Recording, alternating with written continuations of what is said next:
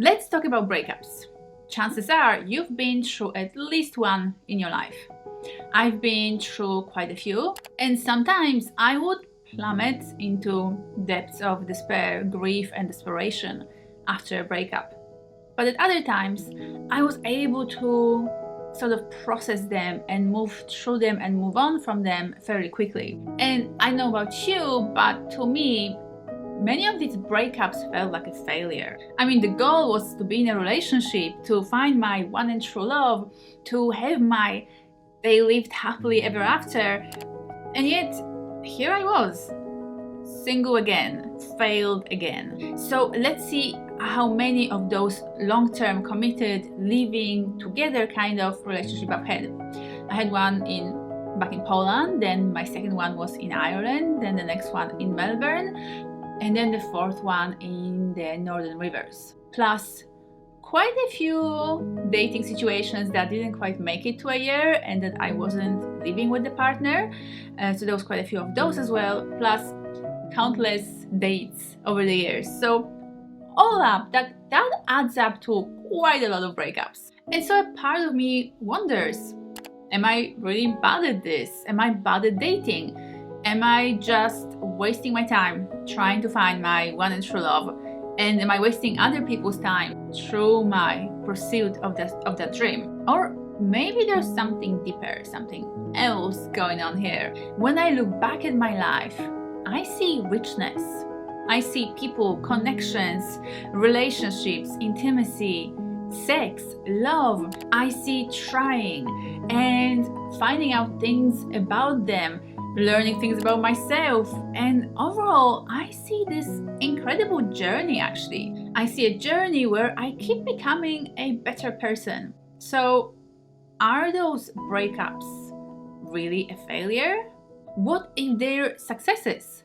And not just those longer connections, but every single one of them, every date, every romance, every journey into those deep, profound, vulnerable, scared parts of myself, every journey into conflict, into anger, into frustration, into resentment. It seems to me like it's all just been a journey into love, into my dreams and ideals, and looking more and more deeply and discovering more deeply who it is that I'm actually looking for. In our world, there is no book of life that tells us what it means to live a great life versus what it means to fail. There's no universally accepted set of rules that explains what a well-lived life is. And that means that we need to make up these rules for ourselves. Sometimes I look at couples who have been together for a long time and I wonder, are they happy?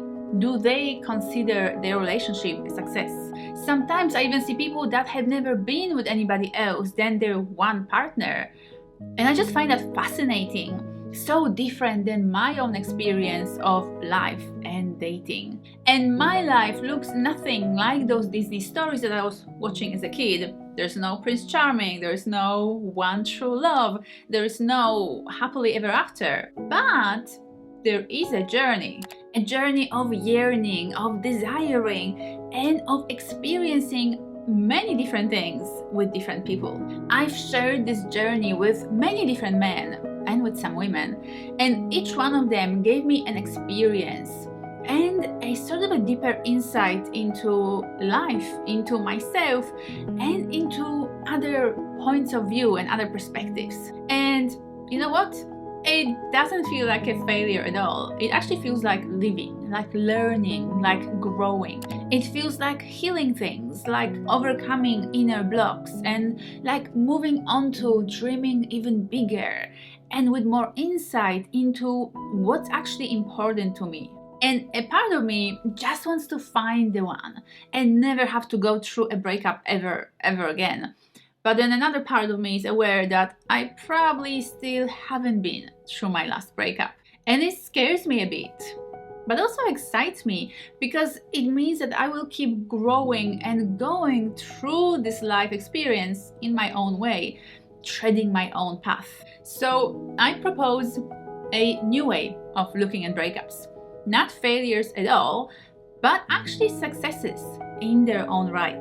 And what I mean is that Every single relationship is a good and valid experience, and every breakup that at times follows that relationship is simply closing a chapter and making room for something new, something different, and hopefully something better. Esther Perel says that monogamy used to mean one partner for life, and now it means one partner at a time. It's kind of funny, but it's very true.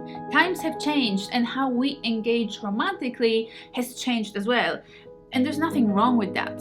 So whether my next relationship lasts a month or 50 years, I'm going to embrace it as valid, beautiful, and successful. And I hope that you'll do the same.